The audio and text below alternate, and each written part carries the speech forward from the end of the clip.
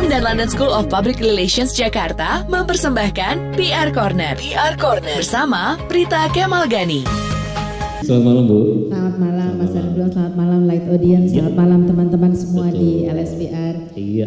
Tamu kita istimewa malam Tamu ini. kita istimewa, iya. Yang pertama beliau adalah Kepala Bidang Komunikasi Publik Kementerian BUMN dan juga Sekjen Forum Humas BUMN, iya. Mas Teddy Purnama ya. Selamat malam Mas Teddy, boleh ini on air, sudah mulai on air ya, malam pendengar Light FM. Ya, suaranya mantap. Mantap. Dan yang kedua saya sekali lagi mengenalnya melalui akun Twitternya Doro Kakung. Saya sudah follow beberapa waktu yang lalu. Tiap hari saya lihat tweetannya gitu ya. Yeah. Mas Wicaksono atau sekali lagi kita kenal dengan Doro Kakung, pemimpin redaksi beritagar.id, sosial jurnalis, penulis buku dan main film. Saya tambahin yang belakang Bu. Saya fansnya salah satunya ini. Iya betul. Selamat malam Mas Wicak. Selamat malam. Iya, udah kedengeran semua sama Light Audience. Iya, makanya pantas kalau nulis tuh mendayu-dayu gitu di Twitternya gitu ya. Gitu, dan kita akan bahas tentang sekali lagi topiknya adalah keterbukaan informasi publik di era media sosial. Kita mulai saja Bu Prita. Ini susah nih topiknya ya, dan ini tantangan buat individu, bagi kita semua juga. Nah, saya ingin tanya nih dengan Pak Teddy Purnama, karena ini tantangan ya, komunikasi informasi publik ini buat individu, apalagi buat BUMN ya, atau ke kementerian dan lembaga pemerintah lainnya. Nah, gimana sih menurut Mas Teddy melihat keterbukaan informasi ini, apakah membuat menjadi lebih baik? Karena tadi waktu off air Mas Wicaksono sudah cerita itu informasi itu bisa melawan bakteri ya, atau bisa menjadi cahaya gitu ya. Nah, mungkin Mas Teddy bisa sharing sama kita semua di sini. Ya, Bu Prita dan pendengar Live FM. Jadi sebenarnya yang dikatakan tadi di awal bahwa transparan itu membunuh disinfektan. Ya memang itu mendorong pemerintah untuk lebih terbuka, lebih akuntabel, lebih partisipatif, lebih efisien dan efektif, dan itu mendorong kami sebagai lembaga publik itu karena dilihat orang jadi lebih mau bersolek gitu. Jadi kami lebih berbenah diri gitu. Kalau kalian boleh menyampaikan sedikit mungkin apakah ini bisa diselaraskan bahwa BUMN itu yang terbuka. Jadi BUMN yang sudah go public itu rata-rata secara kinerja hampir keseluruhan secara itu meningkat. Jadi keterbukaan itu menunjang untuk mendukung kinerja dari suatu BUMN. Mungkin juga bagi kami sebagai lembaga publik, kami menilainya itu suatu yang positif. Jadi lebih baik ya keterbukaan itu.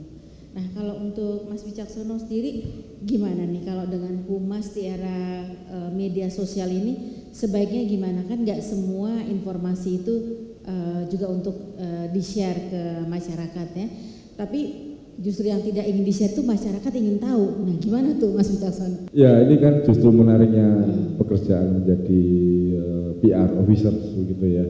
Bagaimana bekerja antara ingin mengkomunikasikan informasi perusahaan sekaligus untuk tidak menginformasikan hal-hal yang tidak ingin dibuka. Memang itu seninya. Tapi di era zaman sekarang itu sebetulnya apalagi dengan media sosial yang begitu masif, tampaknya hal-hal yang disembunyikan itu makin lama makin sedikit. Kalau dari PR-nya disembunyikan, orang bisa tahu dari sumber yang lain begitu ya.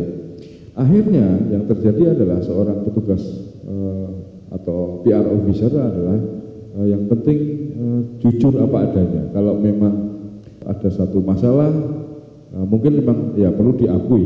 Yang lebih penting adalah ada masalah lalu kesiapan untuk menyelesaikannya seperti apa gitu. Daripada menutup-menutupi sesuatu yang akhirnya nanti akan dibuka juga. Nah, di media sosial ini memang orang saya lihat lebih mengapresiasi orang yang mengatakan apa adanya, tapi yang penting adalah mencari solusinya. Oke, saya ada masalah, mungkin misalnya dalam peristiwa kecelakaan pesawat begitu ya. Oke, ada masalah di di ground handling, atau ada masalah di tiketing atau di keamanan gitu. Tapi pihak maskapai sedang atau sudah melakukan langkah-langkah bla bla bla gitu. Masyarakat akan lebih menghargai hal yang seperti itu. Memang tidak mudah karena ini jadi seperti mengubah paradigma yang selama ini dipegang. Tapi ya begitulah, kalau memang mau lebih dipercaya memang tugas PR ya. Harus gitu ya. Nah, Mas Wicaksono, di public relation seorang PR tuh kita di training untuk bisa melihat hal baik sekecil apapun juga harus kita kembangkan sehingga dapat mengimbangi hal-hal yang kurang baik tadi. Tapi bukan berarti hal yang kurang baik tadi kita tutupi. Betul. Ya. Nah, gimana tuh menurut Mas Wicaksono? Nah, menurut saya itu juga satu kredo yang baik. Memang PR itu kan melihat satu cahaya dari sebuah lorong yang gelap gitu ya. Memang tugasnya seperti itu, dan saya pikir masyarakat juga paham tidak ada lembaga yang 100% itu atau sempurna begitu, pasti ada kurangnya. Yang penting adalah bagaimana kita dengan terbuka mengatakan hal yang kejadian yang sesungguhnya dan bagaimana kita akan mengatasinya. Nah, tugas seorang PR kan itu saya kira ya. Yang penting jujur, terbuka, apalagi sekarang era transparansi, tapi bahwa ada kehendak yang baik bahwa ini semua masalah akan diselesaikan. Mengenai terkait dengan Undang-Undang KIP, keterbukaan informasi publik, dijelaskan nggak sih dengan tegas badan publik yang menyediakan akses informasi ke publik itu apa saja? Itu saja. Satu lagi mungkin ada nggak kendalanya implementasi dalam Undang-Undang KIP itu? Jadi yang diwajibkan adalah badan publik atau lembaga eksekutif, legislatif, yudikatif, dan badan lain yang fungsi dan tugas pokoknya berkaitan dengan penyelenggara negara yang sebagian atau seluruh dananya berasal dari APBN atau APBD atau bantuan dari luar negeri. Jadi kalau dana sendiri nggak usah. Nggak usah. Dana sendiri jangan. Tadi menarik juga sebelum kita mulai, apakah ini harus swasta seperti itu? Nah, itu perlu dipikirkan. Perlu dipikirkan itu. Jadi tidak hanya artinya berlaku kepada lembaga pemerintah dan BUMN, karena kami melihat juga BUMN juga sebagai entitas bisnis juga, Pak. Jadi punya resiko-risiko terhadap keterbukaan ini. Gitu.